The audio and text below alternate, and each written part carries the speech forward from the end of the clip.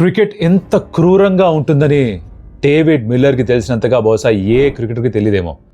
ఎన్ని సందర్భాల్లో he ends up on the wrong side. T20 world cups and మళ్ళీ in this game against Gujarat Titans. చేతికి గాయమైంది, బయటికి వెళ్ళిపోయాడు రిటైర్డ్గా, తిరిగి మళ్ళీ వెనక్కి వచ్చాడు టేపింగ్ చేసుకున్న తర్వాత. వచ్చి అద్భుతమైన ఇన్నింగ్స్ ఆడాడు. సిరాజ్ ఓవర్లో 6లో ఒక 4 స్కోర్ చేశాడు. లాస్ట్ ఓవర్లో 106 meters 6 with 9 record of 3 balls. 2 of 2 ఆ బాల్కి సింగిల్ ఎందుకు తీసుకోలేదు తను అని అందరూ అనుకుంటున్నారు. But Miller must have thought, ఇంత బాగా ఆడుతున్నాను కదా, నేను గేమ్ ఫినిష్ చేయలేనా, నన్ను నేను బ్యాక్ చేసుకోవాలి కదా అనుకున్నాడు. It just happens that last ball beat అయ్యాడు. కుల్దీప్ యాదవ్ ఆ సింగిల్ కంప్లీట్ చేయలేకపోయాడు and DC end up losing. David Miller ends up losing.